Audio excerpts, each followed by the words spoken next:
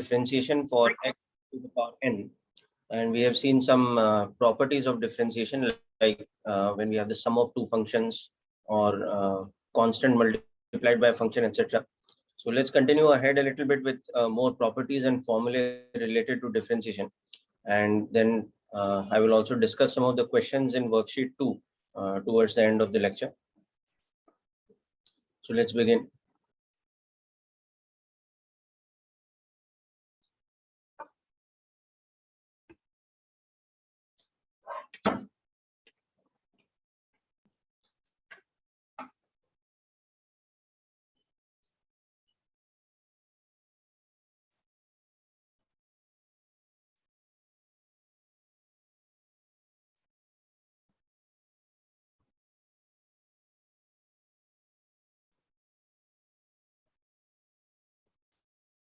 So as a quick review of the things that we've seen till now, most importantly, we've seen the differentiation formula.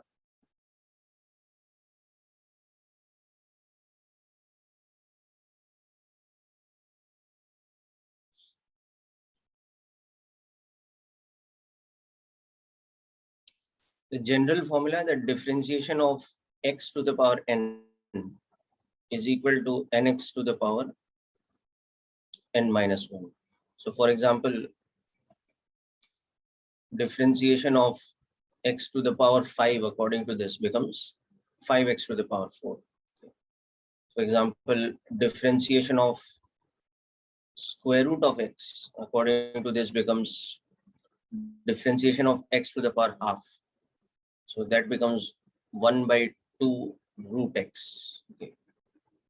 For example, differentiation of 1 by x square according to this becomes differentiation of x to the power minus 2. So that becomes n into x to the power n minus 1. So that becomes this. Okay. For example, differentiation of cube root of x. So differentiation of x to the power 1 by 3.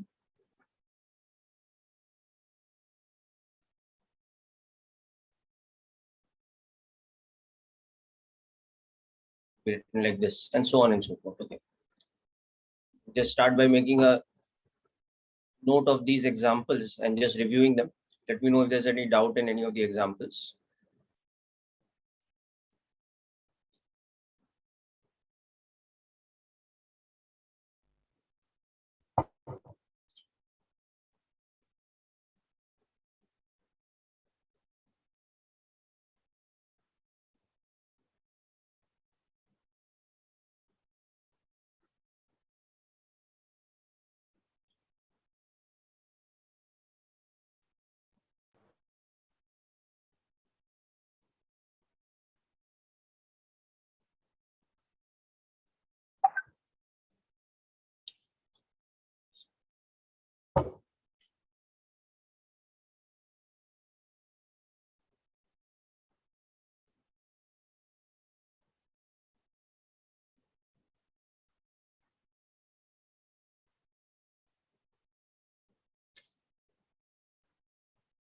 Okay, now next thing we had seen after this were a couple of important properties.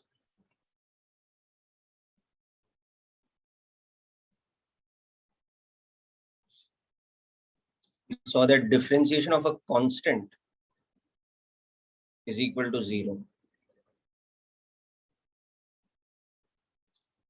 We saw that differentiation of a constant multiplied by a function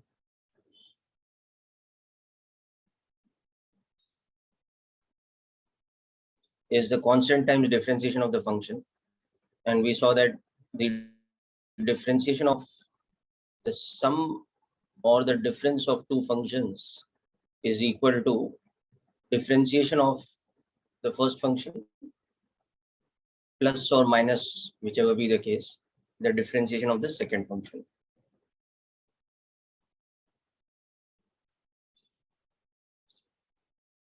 So let us see some more examples of the working out of this thing.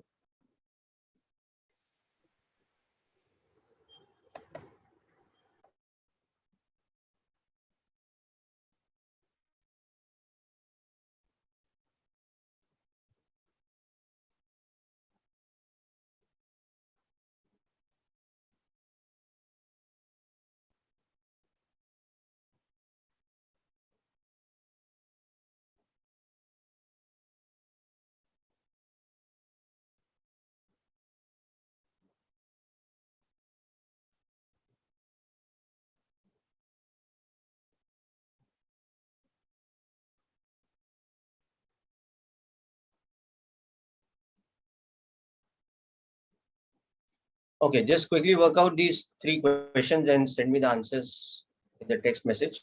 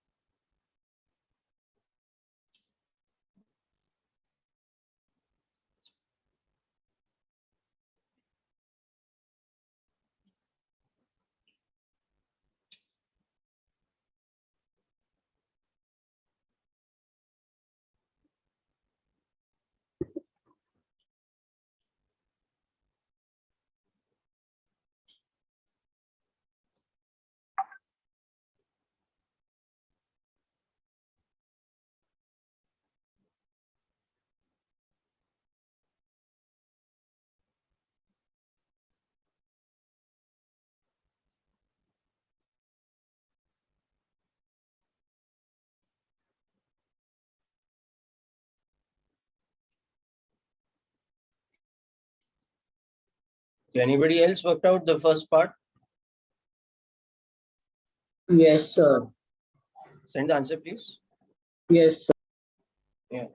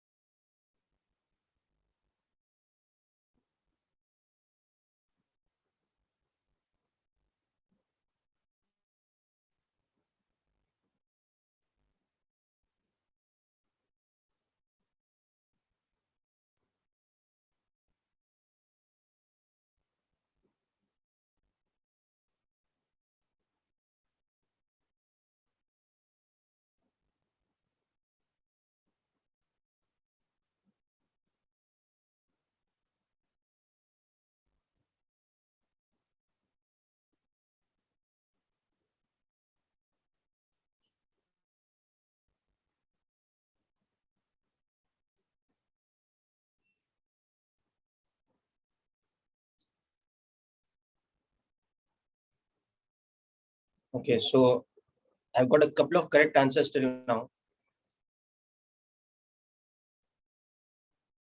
Anyhow, so I'm solving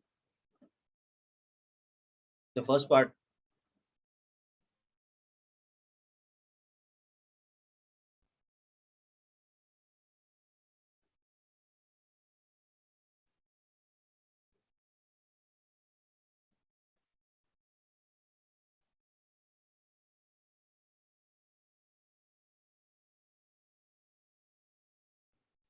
Okay, now I'm getting more correct answers. Anyhow, so for those of you who haven't solved yet, I'm just working out the first part.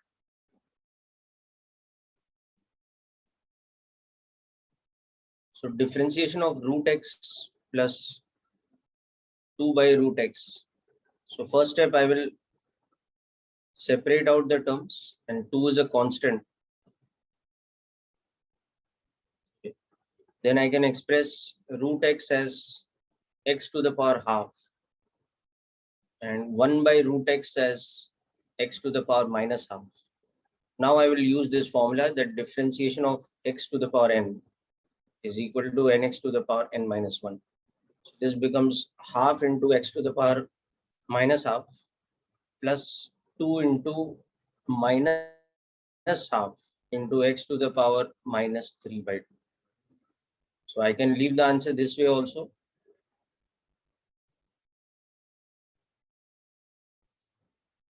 Or I can simplify this further.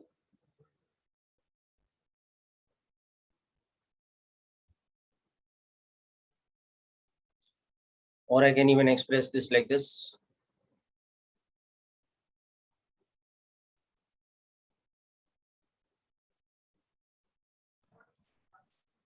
Because x to the power 3 by 2 can be written as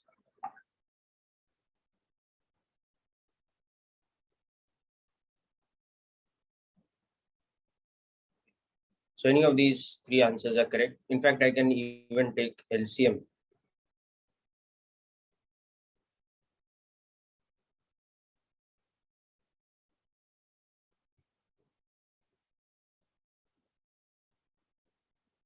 And further write this like this. Okay. So from this step onwards, I have just done simplification. Okay, this is also a correct answer on its own, but these are just simplified forms of the final answer.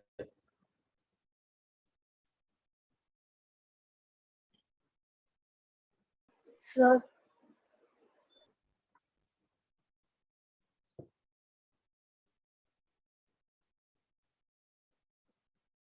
Is better not able to hear you. Try again. sir, I heard an means 1 by 2 by root 2x, which was a no. I took it by division property. Sorry, come again. 2 by root 2, 2 by root x is the no, so I took it by division property. By So division, what better? static. Division property, sir. Okay, I have not taught division property yet. Okay, so we will discuss that later. Just write it down by this method right now. Okay.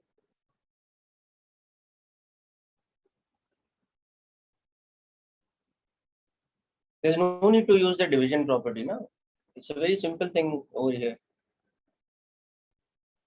It is 2 by root x is 2 into x to the power minus half. There's no need to use division property. No? It is just expressed as a power of x.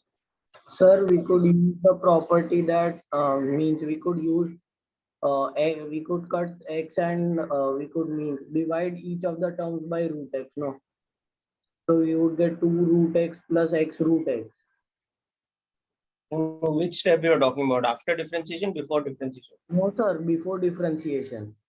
To get just the plus, no, with for just using the plus property, addition property. But what is the need for that? That's what I'm saying. Na? This is the simplest way of differentiating it.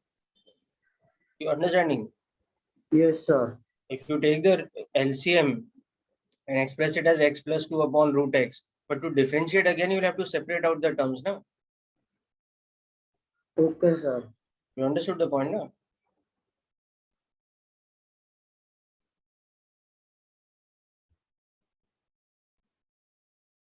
Yeah, the properties I've already recapped, Viraj. Okay.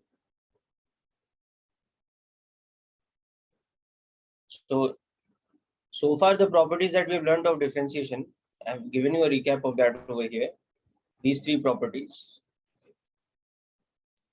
And that's what we are using in these questions. Okay.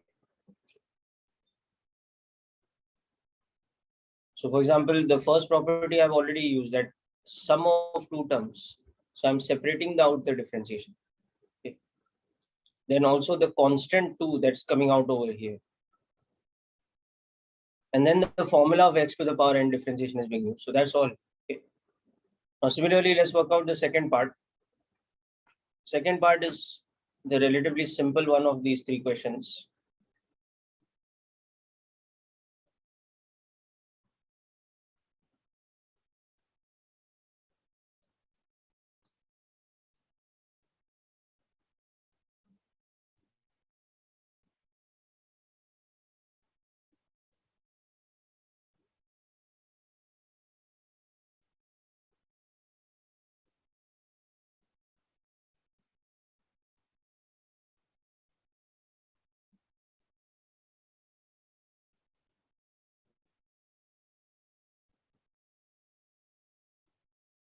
Okay. So this is the property combination that we are using, that the differentiation of sum of different terms will become the individual sum of the differentiations, and also any constant can be brought outside the differentiation term. So now by applying the x to the power n rule, this is becoming 3x square. This is becoming 2 into 2x. This is becoming 3 into 1. And this is a constant, so its derivative is 0, or its differentiation is 0. So our final answer should be like this. It should be 3x square plus 4x plus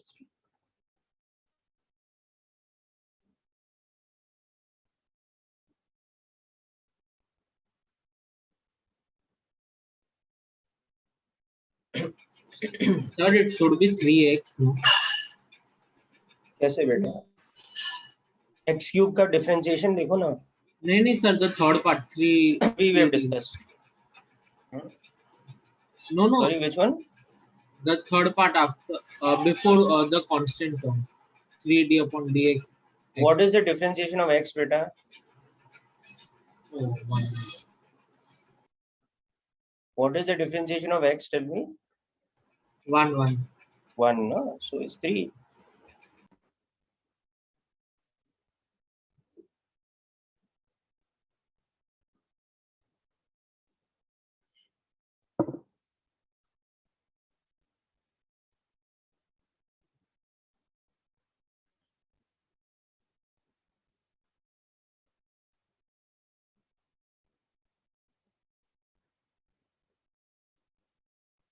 Okay, let's come to the next part.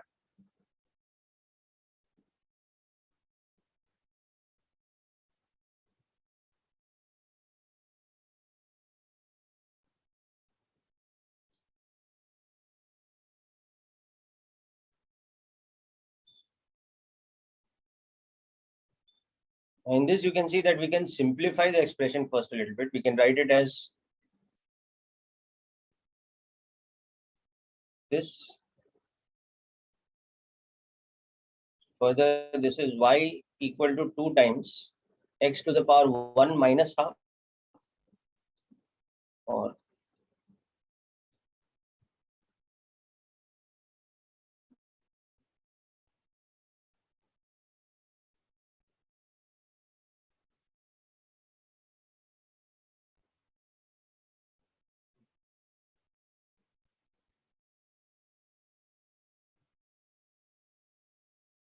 so first we can simplify this expression itself and write it as this, so that it becomes easy to differentiate. So this term itself is this. Now we can differentiate it.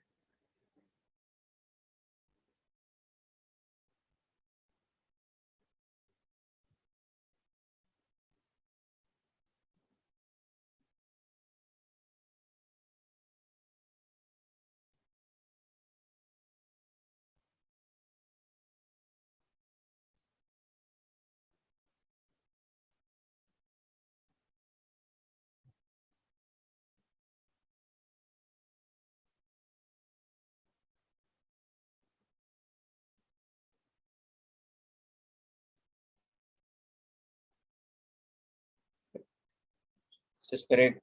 This is correct.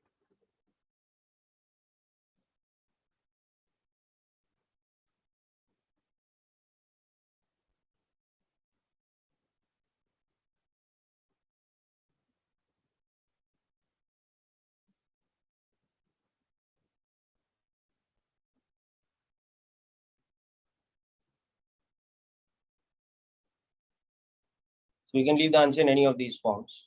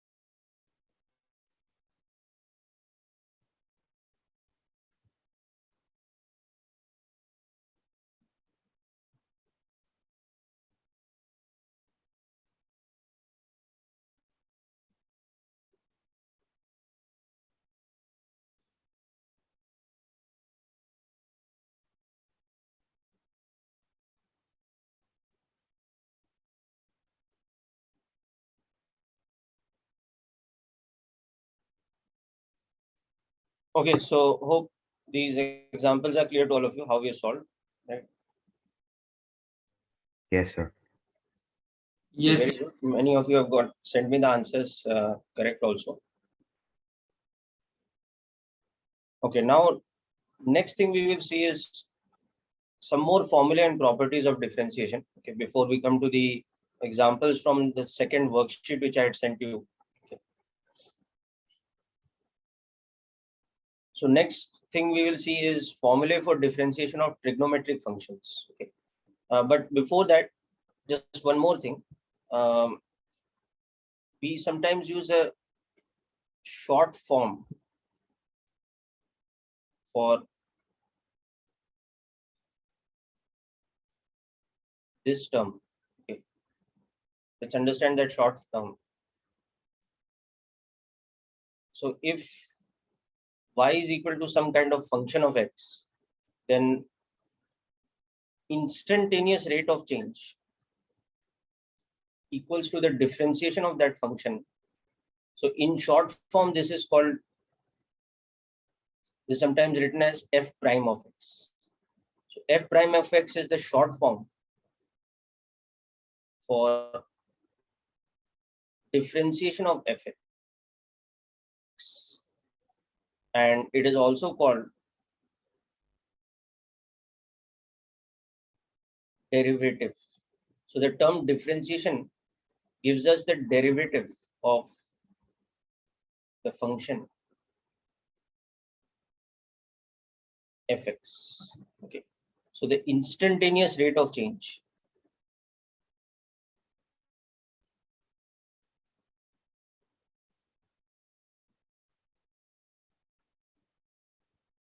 of y with respect to x. Okay, this is just the proper terminology. Okay, what is this symbol dy by dx? It is instantaneous rate of change of y with respect to x. So how we get it? If we know y is a function of x, then we get it by differentiation of fx. So this process is called differentiation of fx, okay, with respect to x, and that is equal to some quantity which we then call the derivative of the function.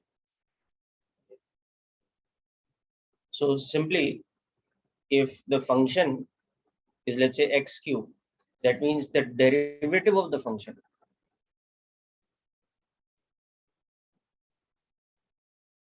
f prime x is nothing but differentiation of x cube or 3x square.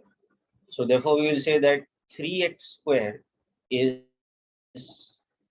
the derivative for x cube.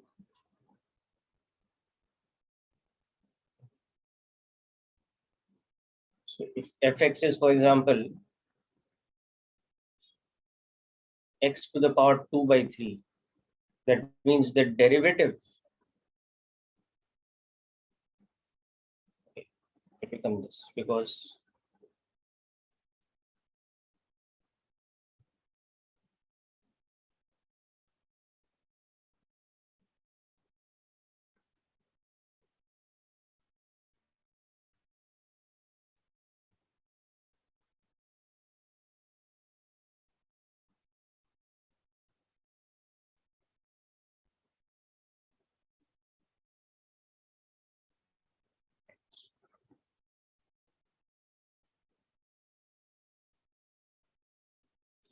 So it's just a special name given to this. On differentiating a function, the quantity we get, that is called the derivative of the function.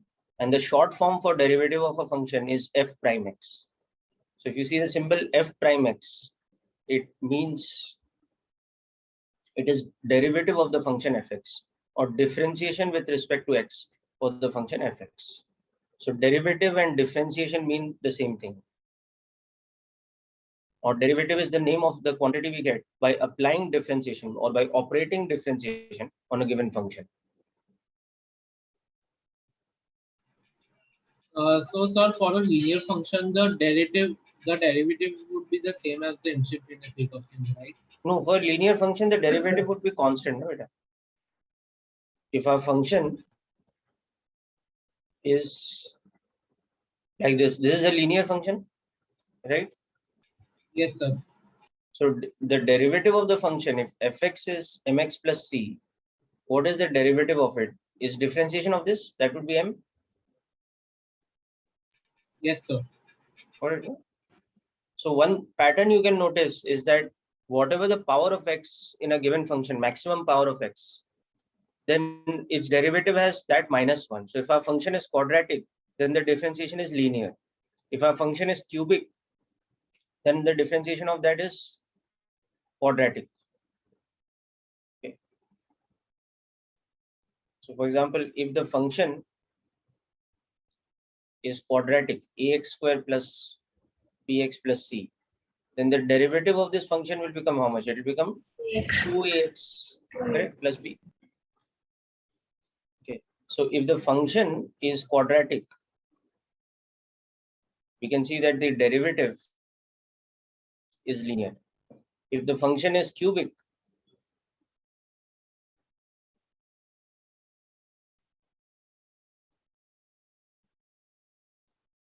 we can see the derivative of the function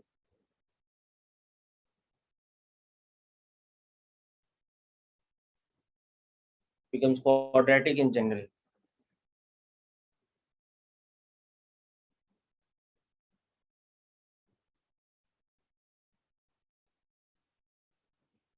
So like that, if the function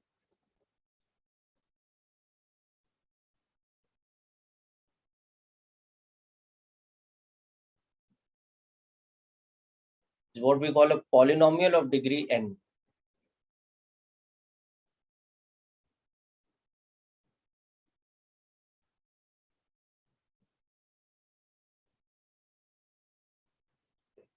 then the derivative of the function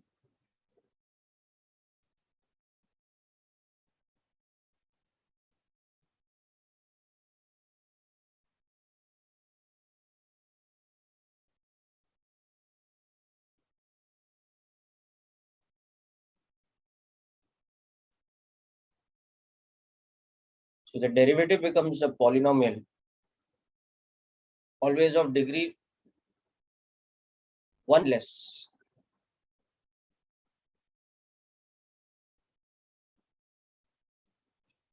So this is another point you can note down, that if the function is a power series, which we call polynomial in mathematics, okay, any series consisting of the powers of x is called the polynomial, and the maximum power of x in that is called the degree of the polynomial.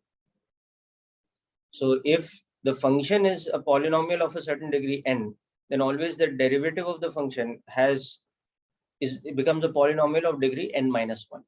Just like as an example, a quadratic function's derivative becomes a linear function. Okay. A cubic function's derivative is quadratic in nature. Degree is 1 less.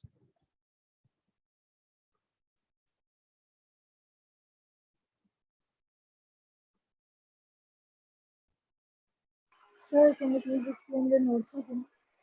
Can I please explain the Note. Shouldn't it be NA? Note. Yeah, see, if you have written a general function like this, some quantity which is a constant a naught plus some quantity which is a constant a1 into x plus another constant a2 into x square, and like this it's a series going up to x to the power n. Okay, n could be any integer number here. N could be 5, n could be 8, n could be 100, whatever be the case. Now, when you differentiate this, what is the differentiation of a0 going to give you? 0, because it's a constant. What is the differentiation of a1x going to give you? A1, because derivative of x is 1. What is the differentiation of a2x square? It's going to give you 2 times a2 into x, because differentiation of x square is 2x. Like that, the next term here would have been a3x cube. So if you check out this differentiation will give you this term. So like that, going up to the last term, the derivative will be this quantity. So that's why you can see that when you differentiate a polynomial of degree n, it becomes, the derivative becomes a polynomial of degree n minus 1. Just like over Yes. here, the degree is 2. So its derivative is having a degree 1. Sir, wouldn't it be in the last term, in the derivative, n x raised to n minus 1? Sorry, it will be n. This term is n, the power is n minus 1. That's correct. Okay. Just make a small correction here. That's correct. So quadratic, for example, is a polynomial of degree 2. So its derivative becomes a polynomial of degree 1, 1 less than that. Okay. This is of degree 3. So its derivative has a degree 2, it becomes a quadratic. So this is a general observation. Okay. There's nothing extraordinary about this. When you apply differentiation, you immediately realize this. Okay.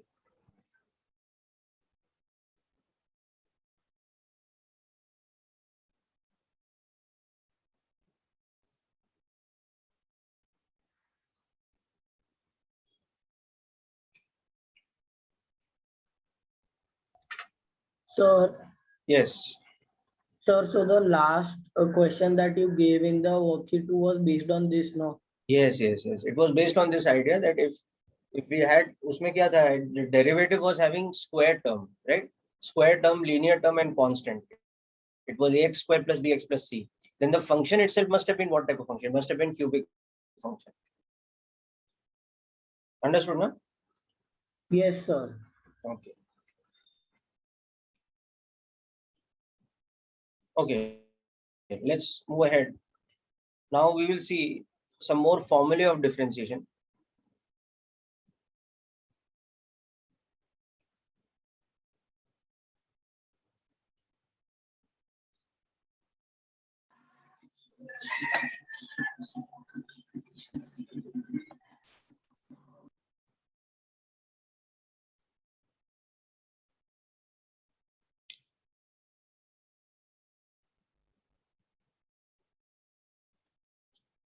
So we have trigonometric functions. Let's understand the differentiation of trigonometric functions. So we have the following formulae, that differentiation of sin x or derivative of sin x is equal to cos x. Okay. Or another way of expressing this, that if the function we are talking about is sin x, if fx is sin x, then the derivative of that function is cos x. So that's our first trigonometric formula. Second one is differentiation of cos x is minus sin x.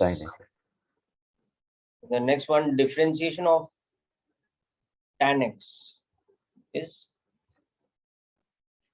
sec square x. Okay, but you know that sec x defined as 1 by cos x. Cosec x defined as 1 by sin x. Cot x is defined as 1 upon tan x, or that's the same thing as cos x by sin x. Okay, so just note down the differentiation formula first, then we'll questions. Differentiation of cosec x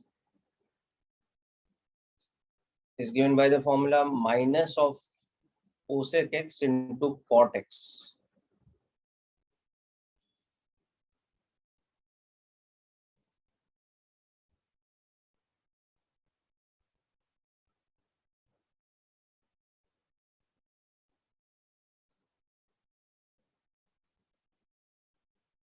differentiation of sec x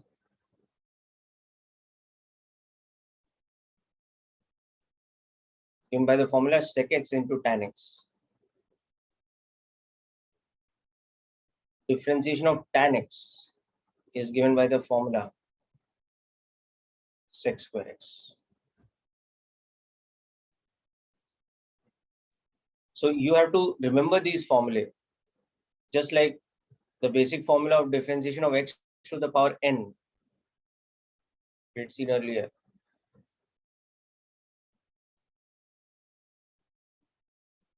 So this becomes the basic fundamental formula for differentiation of all algebraic functions. So like that, the fundamental formula for differentiation of all trigonometric functions becomes these 6.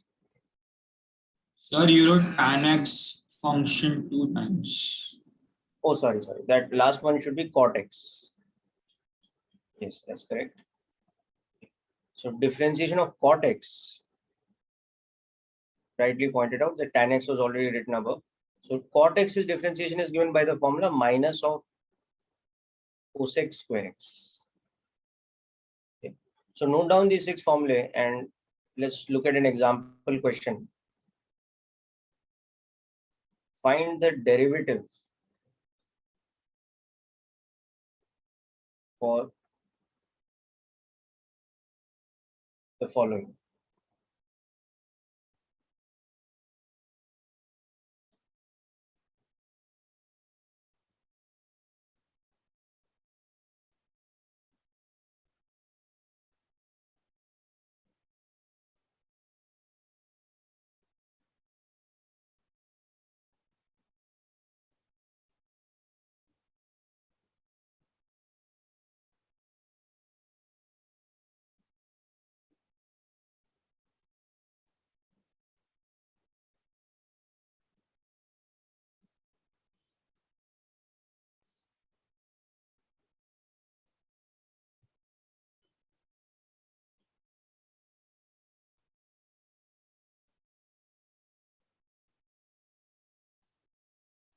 Okay, so now the same type of properties that we've seen earlier will apply for these. But along with the properties that we've learned earlier, we'll apply these particular fundamental formulae for the differentiation of trigonometric functions. So these are all also examples of trigonometric functions. Okay. But the difference is these are trigonometric functions having combination of the operators sine, cos, tan, etc. Whereas these are the fundamental 6 trigonometric functions: sine, cos, tan, cosec, sec, and cot. These are the 6 fundamental trigonometric functions. Any other trigonometric function will be some kind of combination of these 6 functions.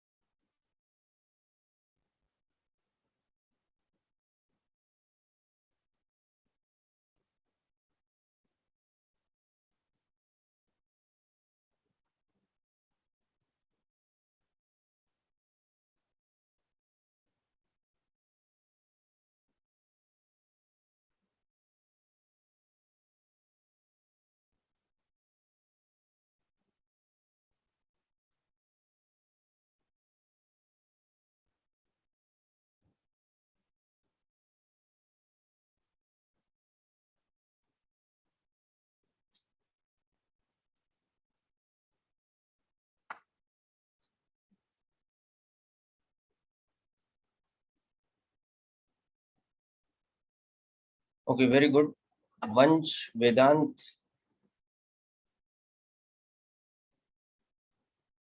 Arushi,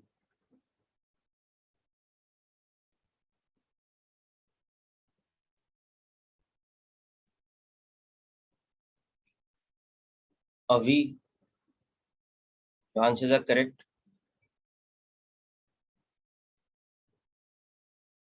Tanay, correct.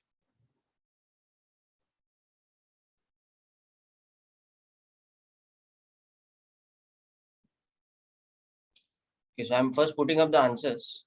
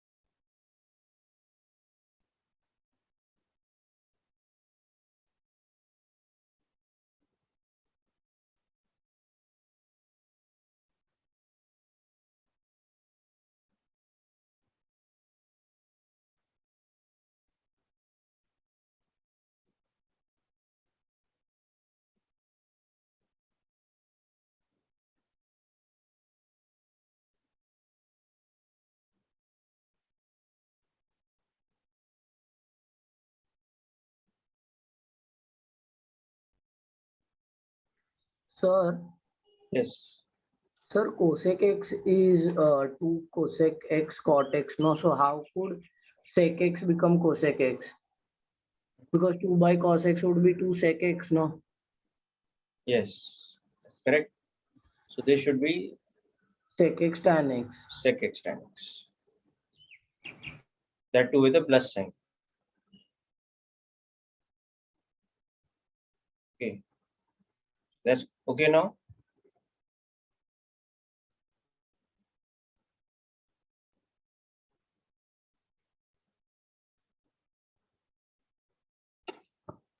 Sir, Yes. so for the second one, can't be further simplified? Yeah, you can further simplify all of them actually. But at the basic level, we can leave the answer this way, put this in this. Okay. Even this one, we can further simplify first like this. Okay. And then, of course, we can further write this as, for example, 1 by cos x into 1 by cos x plus 2 sin x by cos x. So we can write this like this. It becomes 1 plus 2 sin x divided by cos square x. Okay. So it can be simplified further. For example, even this one can be simplified further. This one will become 1 plus sin x divided by cos square x.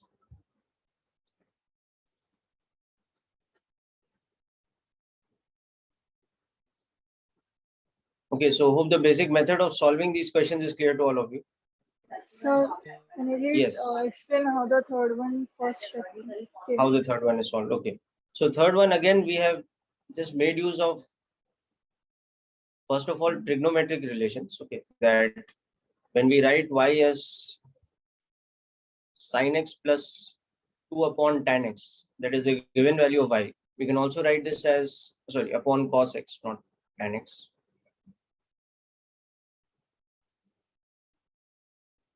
So first of all, we can simplify and write this as sin x by cos x plus 2 by cos x. And then we can use trigonometric formula that sin by cos is tan and 1 by cos is sec. Understood now? Yes, sir. Okay, so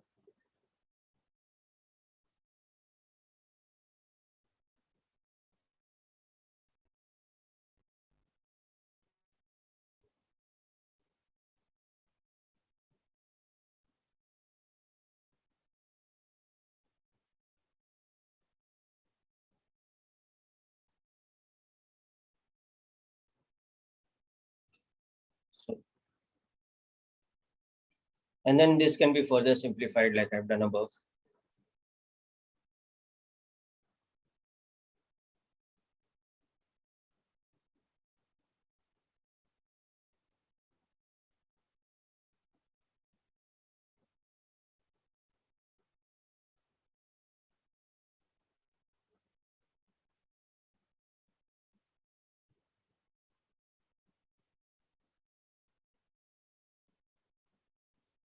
The point is the answer is correct here itself.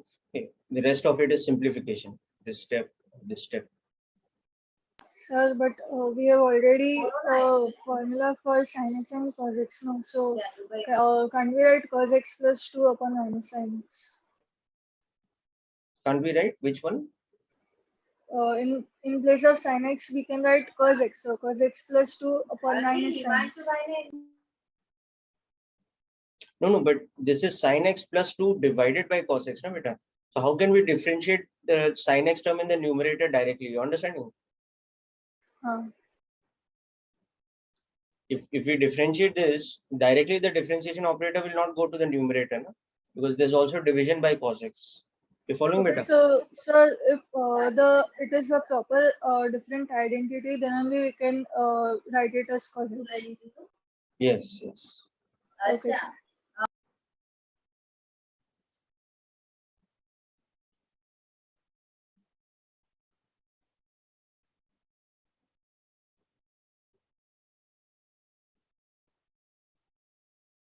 Okay. Now, in order to understand the final two formulae of differentiation, so far we have learned the formula for differentiation of x to the power n, the general formula for algebraic functions, that was okay. Then the sixth formula that we saw just now for trigonometric functions, sine, cos, tan, and cosec, sec, and cot. Okay. Now the final two formulae in differentiation are for differentiation of what we call exponential and logarithmic function. So let's understand these functions first. Okay. So exponential function.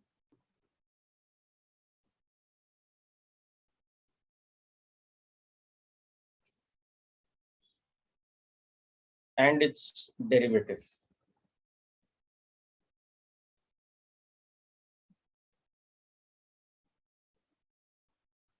So exponential function will be a totally new term for us. Let's understand what it is. So exponential function is given by a relation that y is equal to e to the power x, okay, where e is a constant.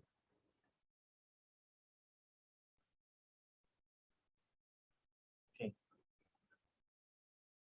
E's value is, it is a constant basically, which is a what we call an irrational number.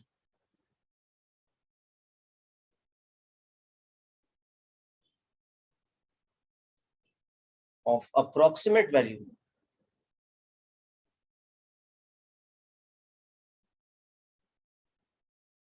.7. So we say that E's approximate value is 2.7, but E is actually a irrational number. So that means it is a non-recurring, non-terminating decimal.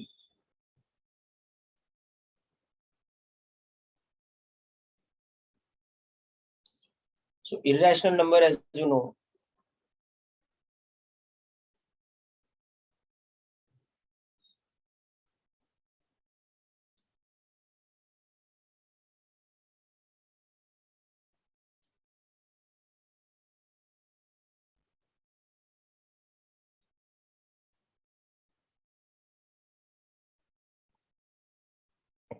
just like pi or square root of 2 or square root of 3, these are also examples of irrational numbers. So like that, E is also an irrational number, but its approximate value is 2.7. Like pi's approximate value is 3.14. Okay. Square root of 2's approximate value is 1.414. Like that, the exponential number e, its approximate value is 2.7.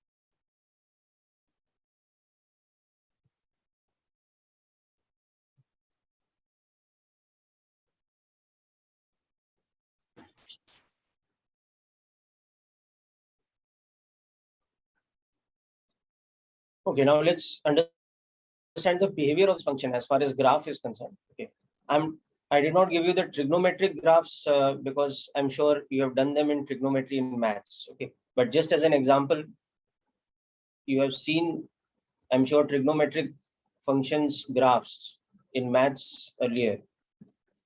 So for example, the graph of sine function. It will be a wave, sir, right? Okay.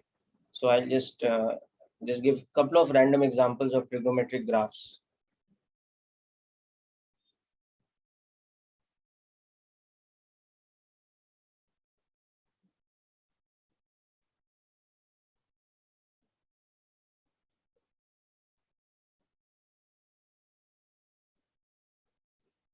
So at a later time, you can refer to all the 6 fundamental trigonometric function graphs from your maths trigonometric knowledge. Okay, so for example, sine x,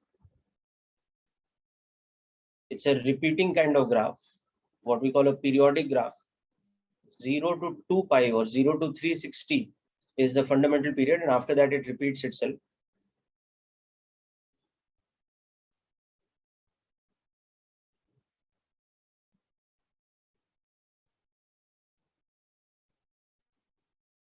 And then it repeats indefinitely. This pi by 2 or 90 degrees, this pi or 180 degrees. This is 3 pi by 2 or 270 degrees. And this is the completion of one full circle or one full cycle, you can say, of 360 degrees or 2 pi. Similarly, for example, at pi by 4, its value is 1 by root 2, so on and so forth. Okay, like that, for example, if you look at the graph of, let's take an example of sec x. Have you seen the graph of sec x in trigonometry maths? No, sir. Just in Only science. sine, cos, No, and sir, tan. only sine and cos. Only sine and cos. Okay. Sir, tan So- is of And tan as well. So sec x can be like, like the tan x graph, it has that discontinuity at pi by 2. Like that sec x also has a discontinuity at what value? Pi by 2, because sec of pi by 2 is 1 by cos pi by 2, and cos pi by 2 is how much? 0. So that division by 0 problem occurs in sec x also. So anyhow, this was the graph of y is equal to sine x. And if we look at the graph of y is equal to sec x, so that's 1 by cos. So that looks something like this, that cos 0 is pi by 2, so that's 1 by 1, so that's 1.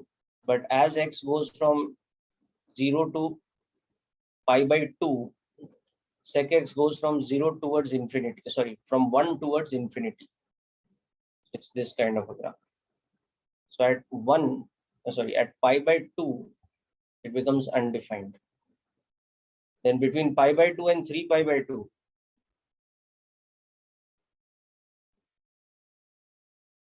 comes from minus infinity towards minus 1.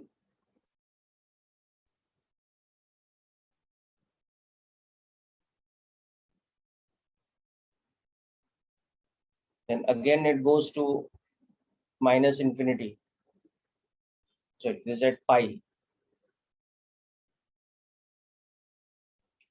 So cos pi is minus 1. So sec pi also becomes minus 1.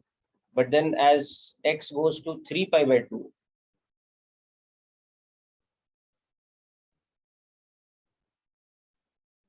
again this becomes like this.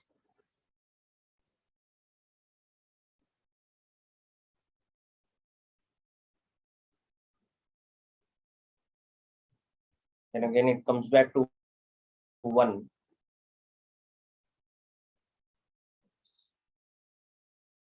And this cycle keeps repeating. So like now it will be again like this.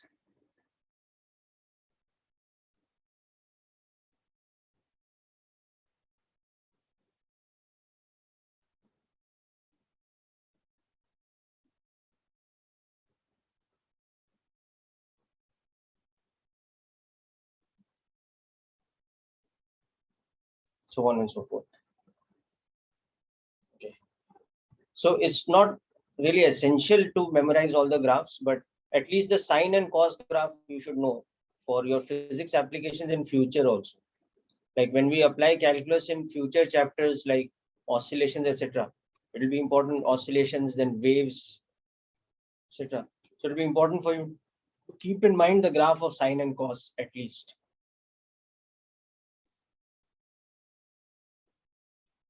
Okay, so let's move back to exponential function.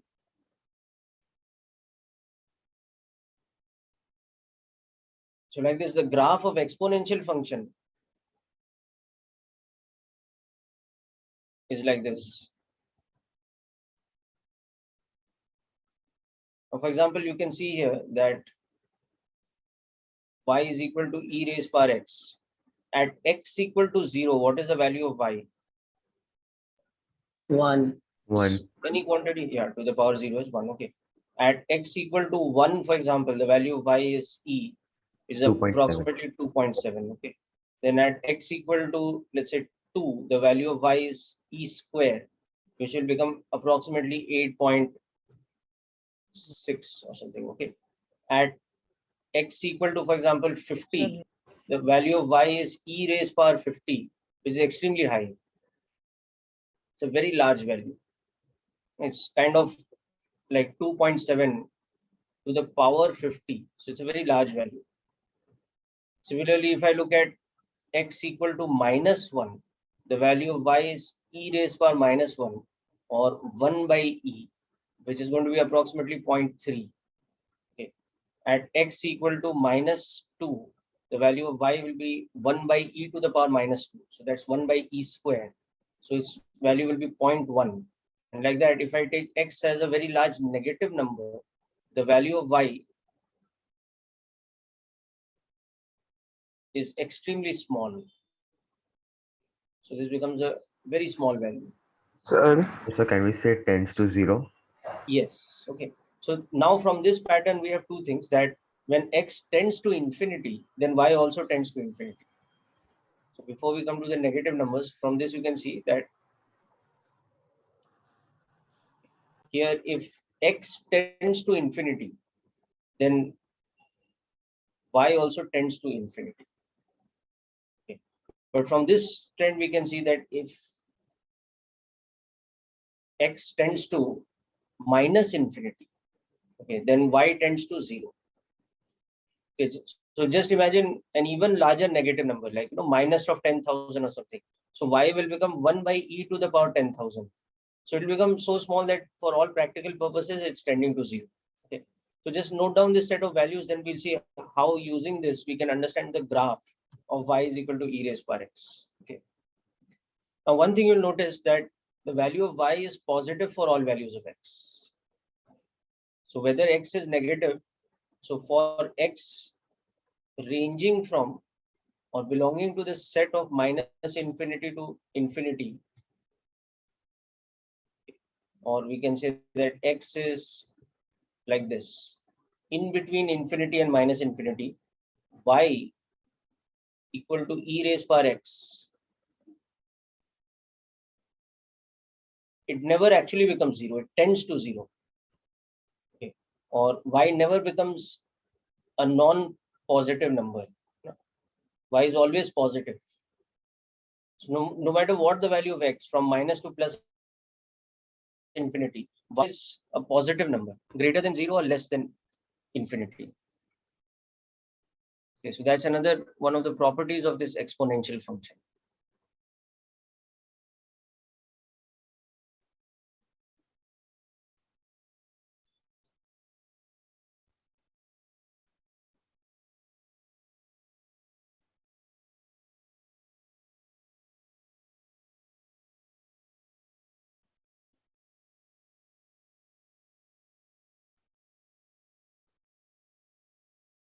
Yes, there is a correction in this value. It will be lesser than 8.6. So please note this down. This will be about 7. Sir, it would be somewhere around 7.79, no? 7.8. No? If we approximate it. 7.29. Yes, sir, 7.29. Getting 7.29, is it? You done this in a calculator? No, sir. No, sir, 27 का square. Okay, okay. You've done the calculation actually. Yeah, it's approximately 7.29. In fact, it's exactly 7.29. But we'll say it's approximately because the approximate value of E is 2.7. Take it.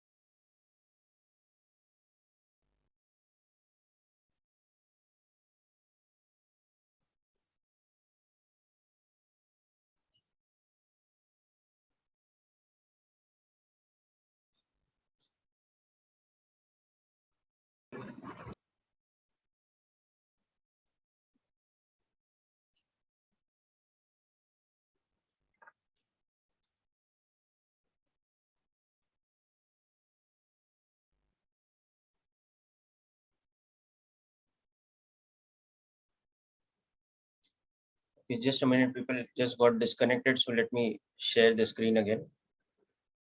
Yeah.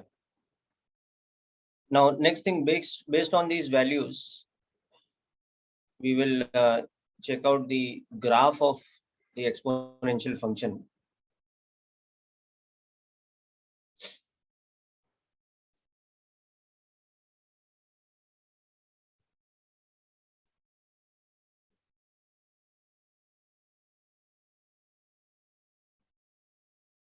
So as you can see, the graph of the function should be such that it crosses the y-axis. It cuts the y-axis at which point? Y equal to 1. Because when x is equal to 0, the value of y is equal to 1. And then as x increases on the positive side, the graph should increase very rapidly, because it goes to infinity as x goes to infinity. Whereas from that point, as you go on the negative side of x, the further away you go on the negative x-axis, the closer to 0 the value of y becomes. Y tends to 0 as x tends to negative infinity. So that graph, it will almost touch y equal to 0 as x is tending to negative infinity. So we'll show it like this, that it's coming from a value like this, and then it's sort of going like this, such that as x is going to infinity, so should the value of y also tend to infinity. And this point where it cuts the y-axis, this point has an x coordinate of 0, but a y coordinate of 1. So this is showing you that property that, y tends to 0 as x tends to minus infinity. Y tends to infinity as x tends to infinity.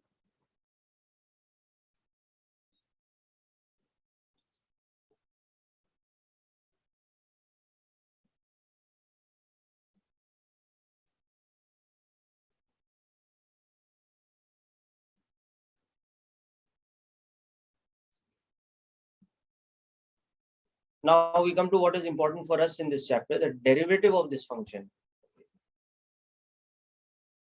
So derivative of the exponential function. And this is where the exponential function is very unique. It has a property that no other function in mathematics or physics has. And that is that the value of the derivative is equal to the y coordinate of the function only. So differentiation of e raised power x equals to e raised power x. This is the unique property of the exponential function. So for the graph of y is equal to e raised power x, okay, the slope of the tangent at a point x equal to x, for example, is e raised power x itself. For example, at x equal to 0, the slope of the tangent is e raised power 0 or 1. At x equal to 1, the slope of the tangent is equal to e raised power 1 or approximately 2.7. At x equal to minus 1, the slope of the tangent is e raised power minus 1. So that is approximately 1 upon 2.7.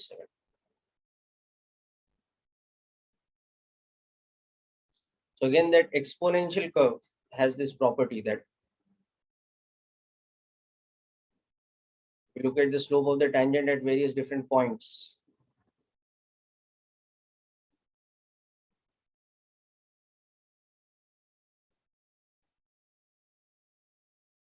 so if I draw a tangent at x equal to 0, be a straight line like this, whose slope will be equal to 1. If I draw a tangent at some other point, like let's say x is equal to a, where a is any positive number, then the slope of the tangent will become like this at this point. It will be a steeper slope, as you can see.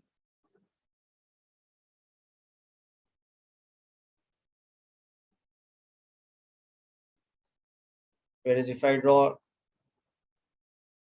at x equal to some negative value, like minus b, then this one will have a slope of e raised power minus b. So that is less than 1.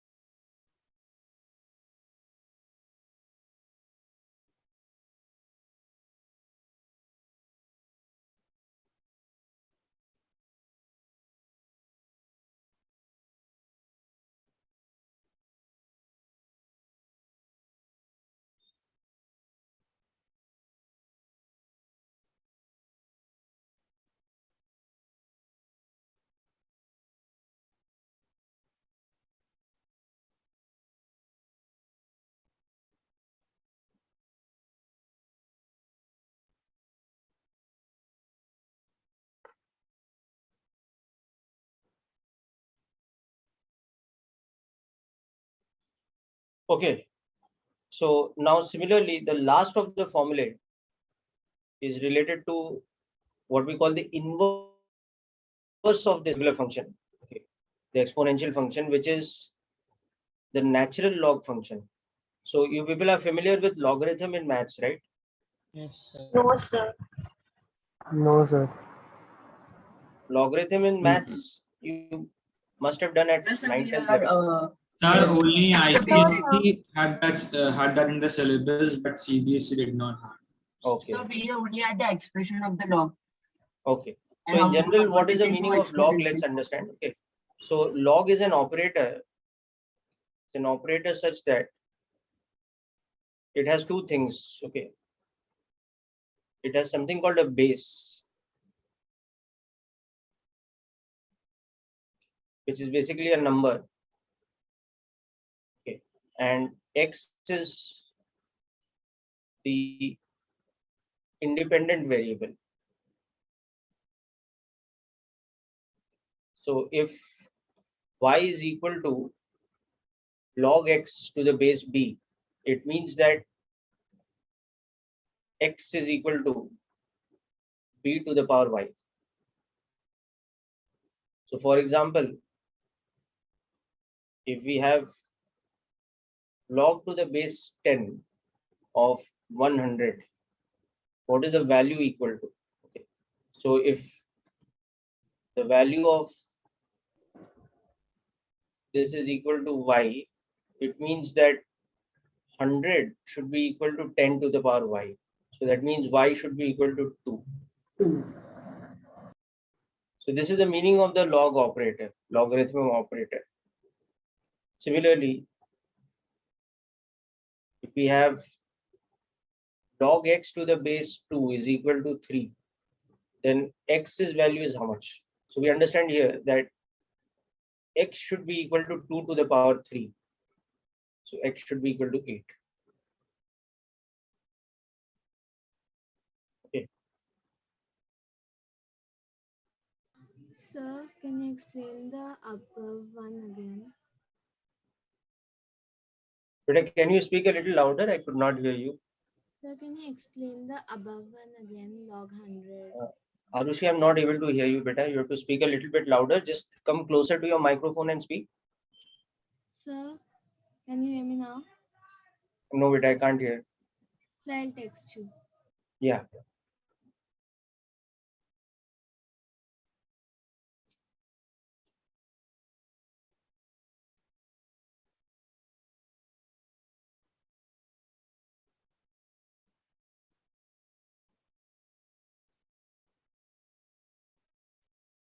Yeah, Arushi, you're sending me the question.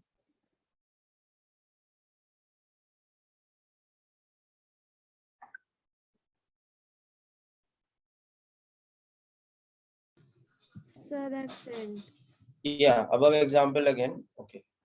So see, what is the meaning of the log operation? Let's understand. Okay. So there is an operator in maths, or you can say an operation called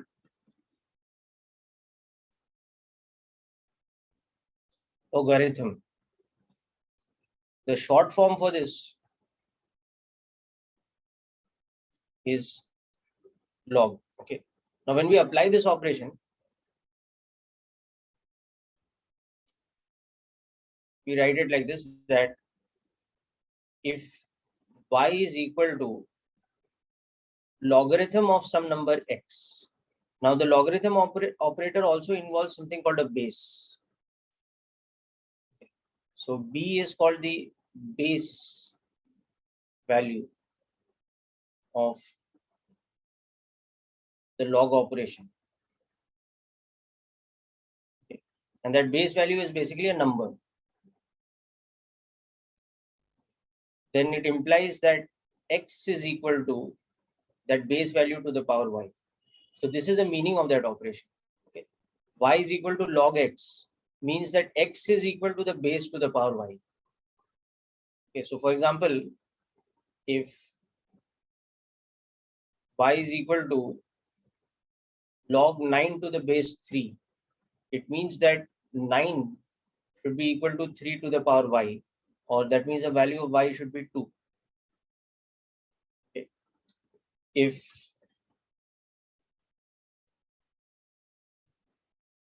two is equal to log 4 to the base x, it means that x should be equal to 2 to the power 4. Sorry, 4 to the power 2. So that means x should be equal to 60. Okay, sir. So like that, understood. let's look at some examples. If y is equal to log 0.01 to the base 10, then find y. If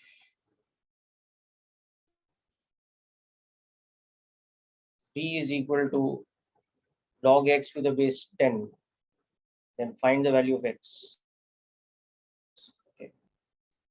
So after noting down this definition of the logarithm operation, in case as students of CBSE or SSC are not familiar with logarithm, so I think maybe it was removed from your syllabus because of COVID this year, but in general, it is something that is supposed to be done up to class 10.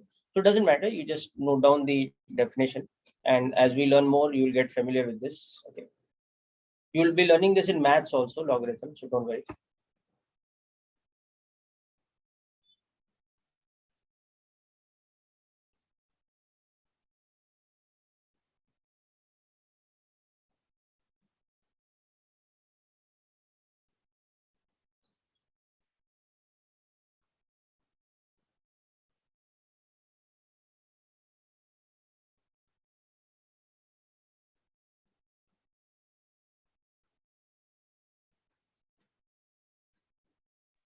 Sir, Yes. sir, could you just explain why log 0 is undefined? Yeah, I'll explain.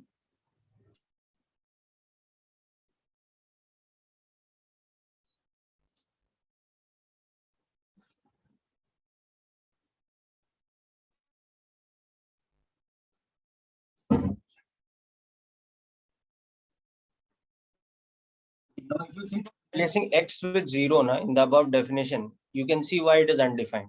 Okay. If you take log x to some base is equal to y, so that means x is equal to b to the power y. So you can see that y is undefined for x equal to 0.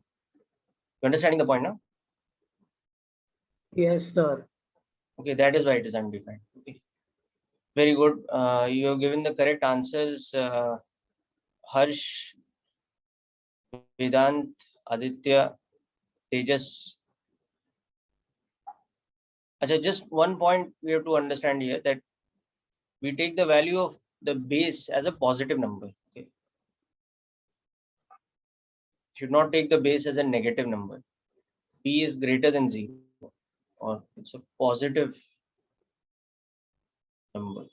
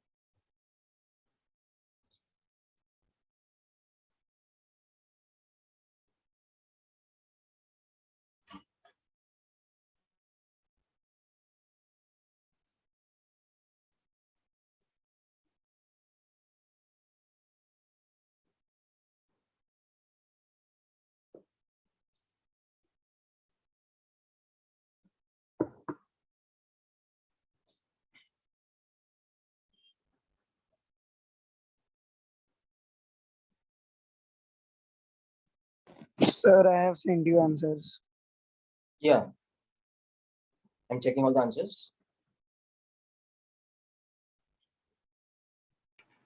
Sir, Yes. for exponential function in question, would there be e given? No, actually, E will not be required. Okay. An exponential function itself means that E's value is that irrational number I told you, is approximate value is 2.7. You understanding my point, beta? Yes, sir. Yes, sir. In log, B's value can be anything.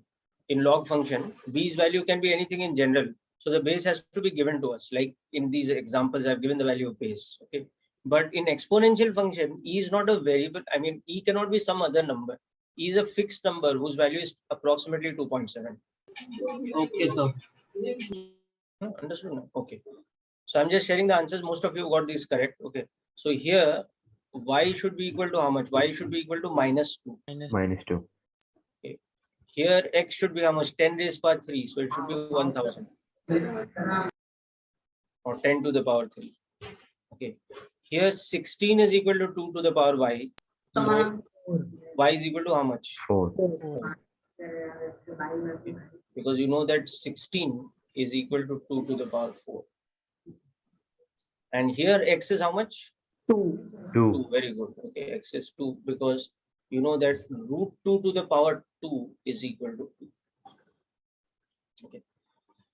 Now, generally speaking, we don't always take random values of base like I've taken in the third and fourth example. Generally, in logarithm operations, there are two types of bases that we take. One is called the standard base.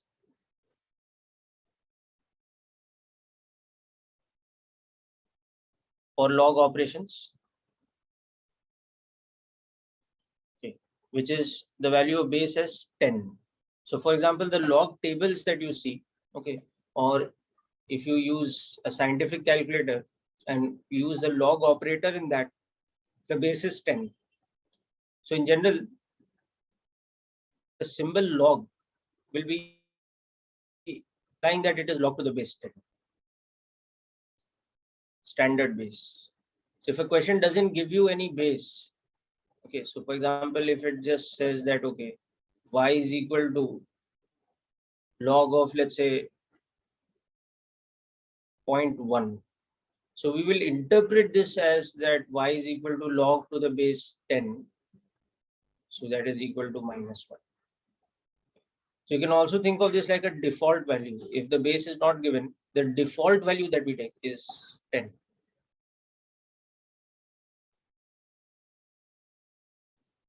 Now there's also a special one which is called the natural log.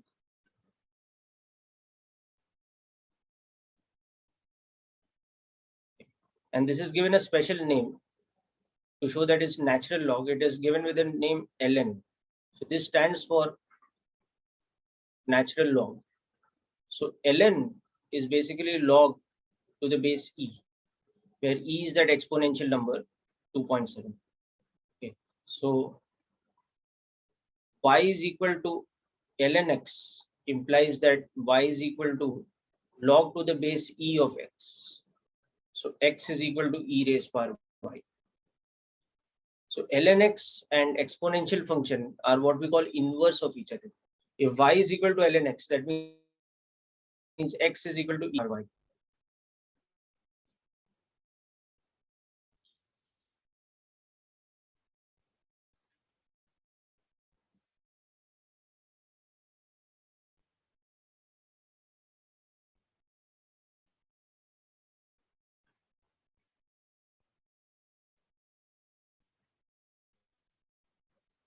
This one here is called the natural log function.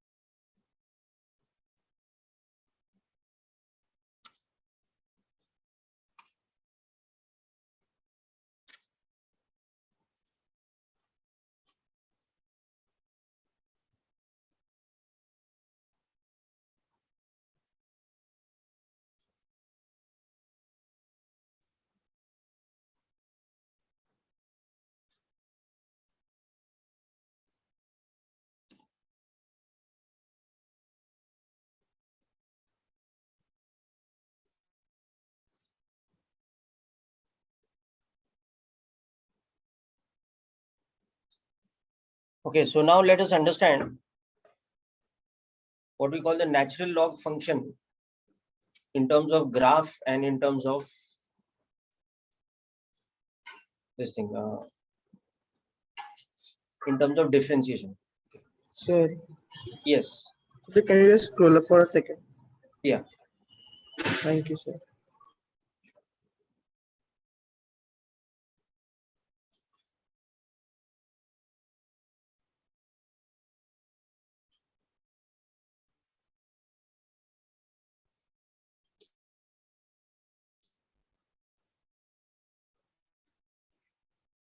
So done.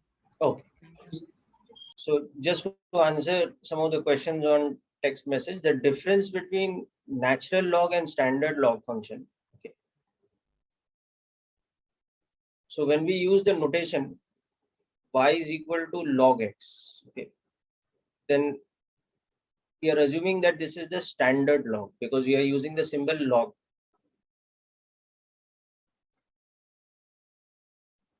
So it is basically log to the base 10. So that is why y equal to log x will imply that x is equal to 10 raised power y. Okay. So that is standard log. Whereas y is equal to ln x. So this symbol ln stands for natural log instead of standard log. So this is basically log to the base e. So that is why y is equal to ln x implies that x is equal to that base e to the power y. So sir, in standard log the base is always 10 and in natural log the base is always 2.7. Yes. Okay. Standard log basically means a standardized value of the base which is equal to 10 using the decimal system, whereas natural log means another type of standardization, but for different reason the name is, instead of standard, it is given the name natural log. Okay, and the value of the base is the exponential number. So in natural logs, the base can be any natural number, or does it only have to be e? It has to be e, but ln means it is e. Okay. And if you want to use some other base, then you will have to use the specific symbol. Okay, so for any other base, example, suppose we want to use the base value equal to 2, we will use this symbol that y is equal to log to the base 2 of x. So this is specifically telling me that, okay, base is equal to 2. Okay. So for example, if I use y is equal to log to the base 20 of x, this now means that the base is equal to 20. So x is equal to 20 to the power y. But if I use just this, that 1000 is equal to log x. So what this means? This means that the base is equal to 10, and so x is equal to 10 to the power 1000, which is a huge number. But for example, if I use this, that 2 is equal to ln x, so it means that the base I'm taking is e. So that means x is equal to e square. Understood now? So sir, Yes, sir. in natural log, the values almost come in decimals. No, why only in decimal? I mean, it is an irrational number, okay, but it can come greater than 1 also, no? Because e is 2.7. Yes, sir. You understanding? No? Okay. So for example, in this function, you can see that we take x equal to 1, it means y is equal to how much? 0. Because e raised power 0 is equal to 1. If we take x equal to 1, sorry, x equal to 2, or let's say x equal to e, or approximately 2.7, it means that y is equal to 1. We take x as e square, or what we had approximated as 7.39, it means y is equal to 2. But for example, if we take x equal to 1 by e, or approximately 0.3, it means y is equal to minus 1. Because e raised power minus 1 is equal to 1 by e. If we take x equal to 1 by e square, which is approximately 0.1, it means y is equal to minus 2.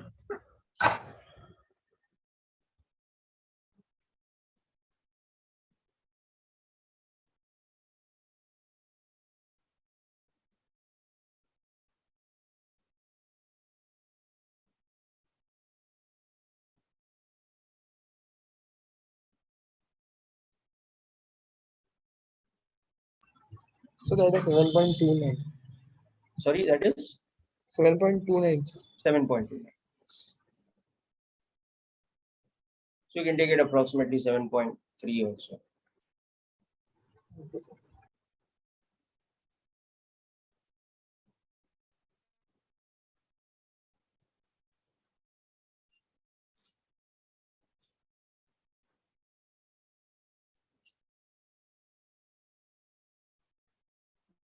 But you can see over here that when we define x as 0,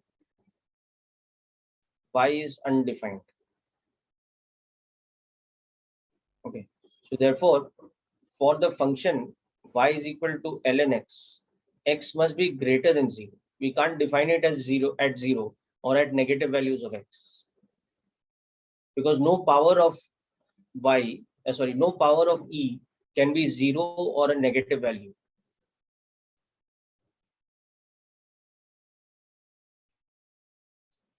So in other words, for x being greater than 0, the value of y is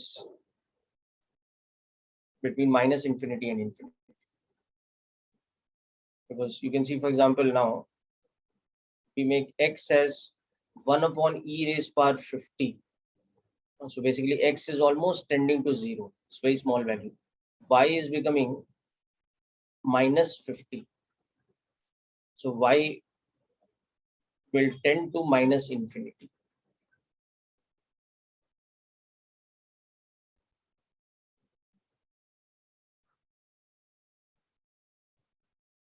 Whereas here you can see that if I continue this trend and make x as a very large number, like e raised power 100 or something, so y is equal to 100.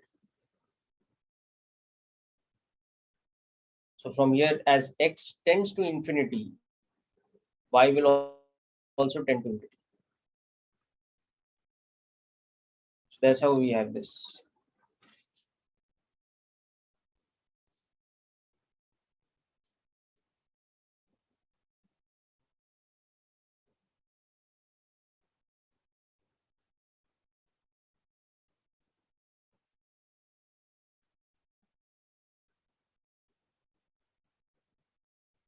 So in the natural log function x can never be negative. So the natural log function extends? In natural log functions, x can never be negative, right? Yes, correct. It can in fact never be non-positive, because even 0 is not allowed. It must be greater than 0. So we can say that x takes only positive values. Okay, sir.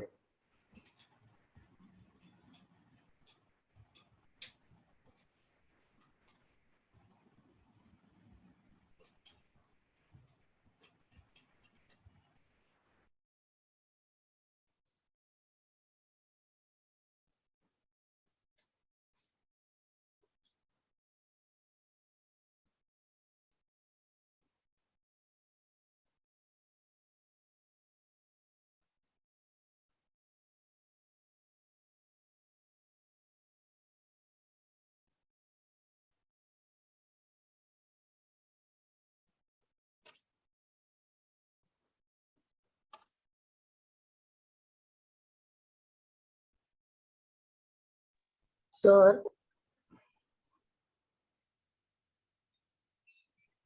sir, Yeah. sir, in the standard logarithm, we take the base 10 so that to make the calculations just easier, no?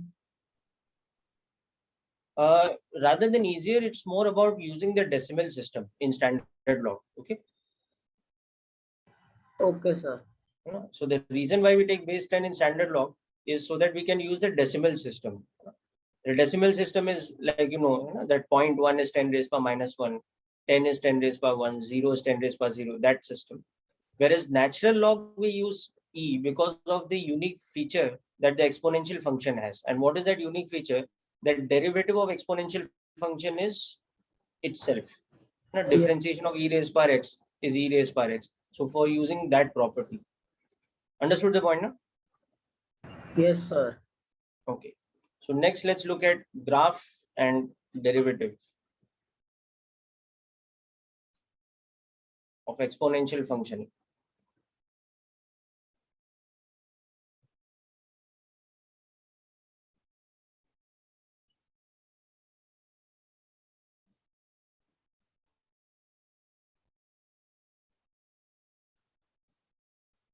So as you can see, for the exponential function, we don't define x to be negative. In fact, we don't define it to be 0 also. X should be only positive values. Okay. Because the graph looks like this. As x tends to 0, y tends to minus infinity. And as x tends to infinity, y tends to infinity. And this point is 1, 0. Okay, that is the value of y is 0 when x is 1. Okay. You can see that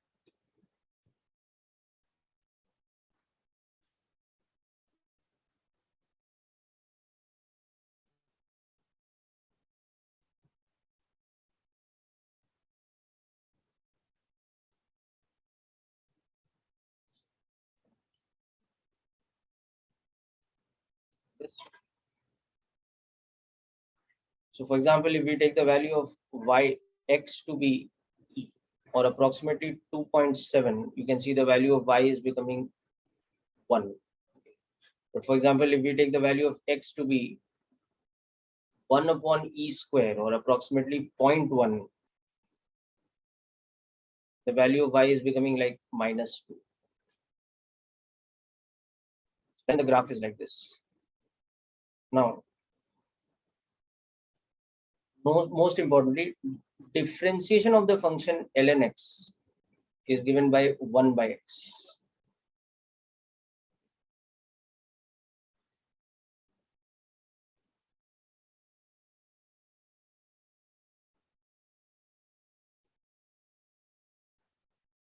So this is the 8th and final formula of differentiation for us. Okay. The formula for differentiation of x to the power n. So this is the 9th and final formula. Okay. The formula for differentiation of x to the power n for algebraic functions. Then you have the 6 trigonometric functions we saw today: sine, cos, tan, cosec, sec, and cot. Okay. Then you have exponential function, that's the 8th one, and natural log function, that's the 9th one. So these are the 9 standard formulae of differentiation that you have to keep in mind.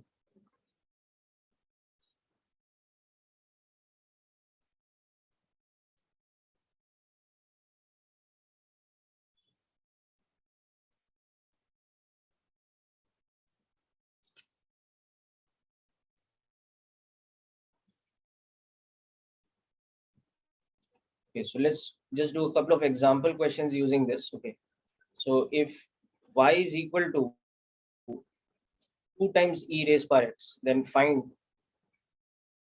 dy by dx. Okay, and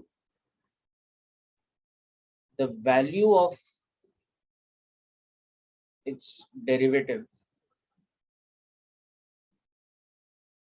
at x equal to 1. And similarly, if y is equal to ln x plus x square, then find the derivative of this function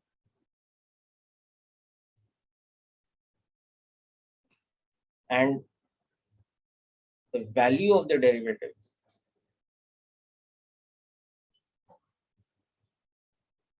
at x equal to 2. So what we also mean by the value of the derivative is the slope of the tangent.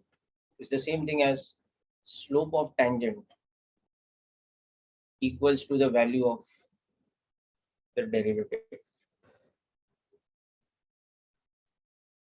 Now this type of function, it's what we call a hybrid function because it's a combination of natural log function ln x and x square, which is an algebraic function.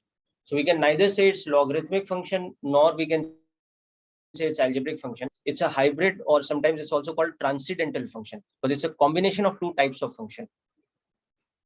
Anyhow, here we will not get too stuck up with names and classifications and all this. Our job is just to be able to apply the differentiation concept or the differentiation operation and find out in general for any given function derivative of the function, and in particular the value of the derivative at any particular point, which is the same thing as the slope of tangent. Okay, so we need to understand the meaning of both these terms. What is derivative? Is instantaneous rate of change.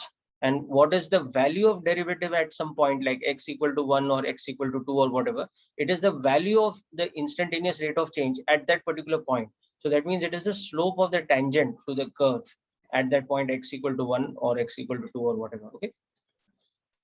So just try out these two questions quickly and send me the answers. Yes, some of you already sent the answers. Very good. That's correct. Arushi, correct. Tejas, correct.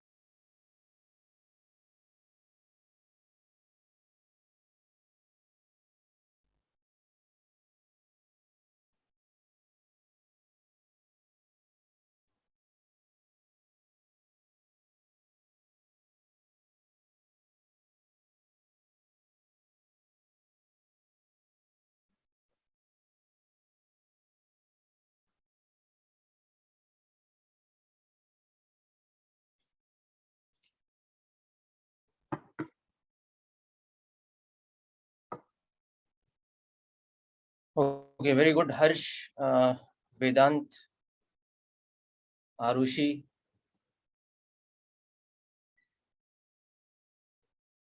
Second answer is also correct. Okay.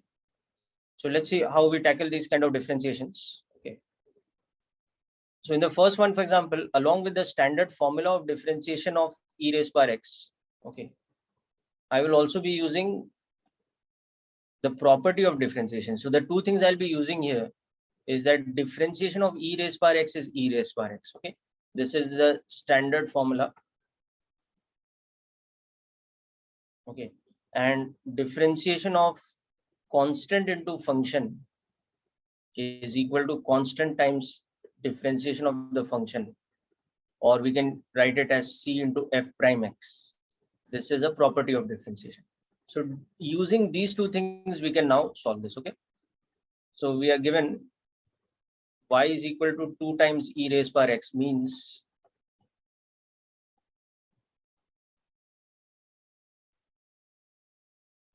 it's 2 times differentiation of e raised power x, which is 2 times e raised power x. Okay, so the derivative of the function, so for y equal to e raised power, 2 times e raised power x, the derivative is also 2 e raised power x.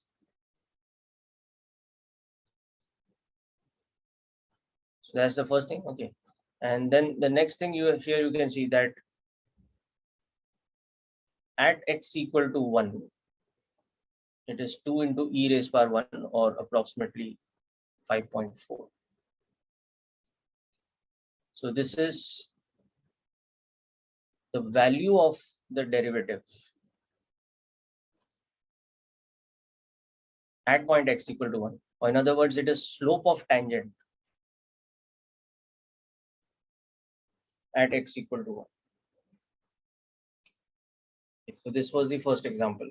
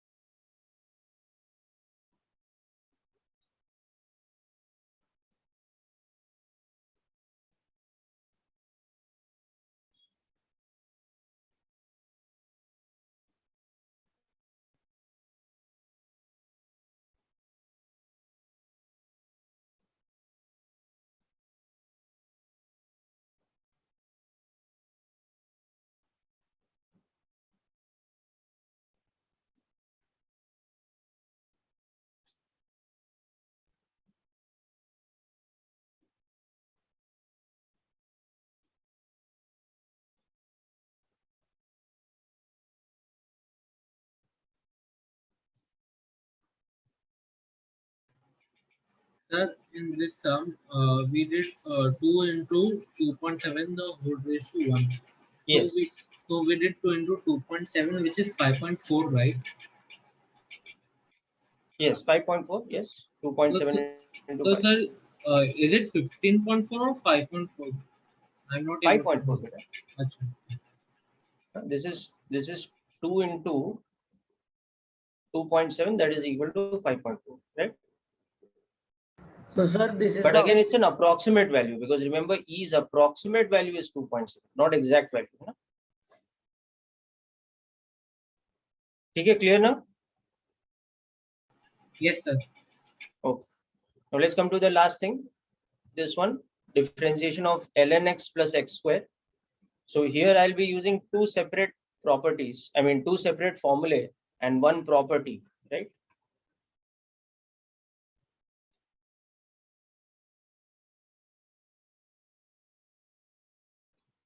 So when I differentiate this, first I will be using the property that differentiation of the sum of two functions is the sum of their derivatives. That is like the distributive property of differentiation.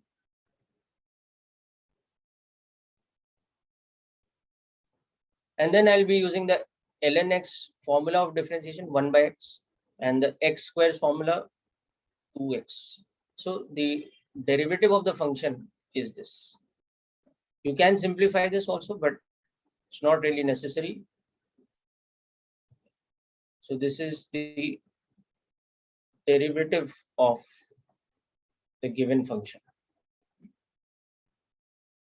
which was this one. Okay, now the value of the derivative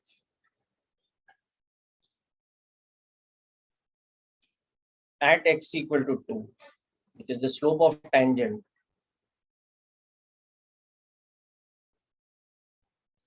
that is dy by dx at the point x equal to 2. So just replace x with 2. So you can see it is 0.5 plus 4 or 4.5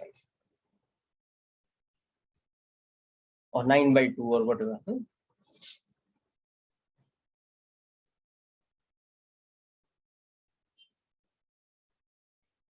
Both are correct. Okay. So we will hope these two last questions were clear. Okay. So we'll conclude the class here today. Don't worry. Next time we will discuss any doubts pending from exercise 2 or worksheet 2 which I have sent. Okay. So you also have a test coming up on Saturday, I think, instead of Sunday. You have major test 1 coming up on Saturday. Yes, so sir. in that there will be like physics will have 25 questions in all, out of which 12 or 13 questions will be calculus and the remaining questions will be vectors. So from the calculus portion, you have to just prepare up to today's lecture what we have learned. That is the fundamental formula of differentiation.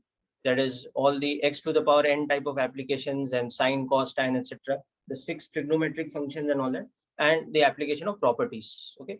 So please, the most important thing for your upcoming test is do the revision of the class notes. Okay, all 5 lectures, the revision of the class notes and the questions of worksheets 1 and 2. Okay, I'll be sending you detailed solution of worksheet 2 also. So if you have any doubts, you can post the doubts to me via WhatsApp or through the website, and I will reply to you hopefully by Friday itself, so that you can prepare for the test on Saturday properly. Okay, but it'll be a pretty simple type of examples like we've seen in class up to date. Okay. So anyhow, wish you all the best and prepare well for the test coming up, and make sure you do the worksheet questions also. That's it for today's session, people. Thanks for attending. Thank you, sir. Thank you, Bye, sir. sir. Bye, sir. Okay, bye, people. Sir, Yes. sir, so will there be the properties of multiplication and division? No, beta. Whatever I have not taught will not come in the test. Okay. So only up to what I have taught. Okay, sir. Okay. So multiplication and division, then after that chain rule, these are the few things we'll be looking at in the next few lectures. So that will not be coming in the upcoming test. Okay. Okay, sir. Thank you, sir. Bye. Okay. Okay. Bye.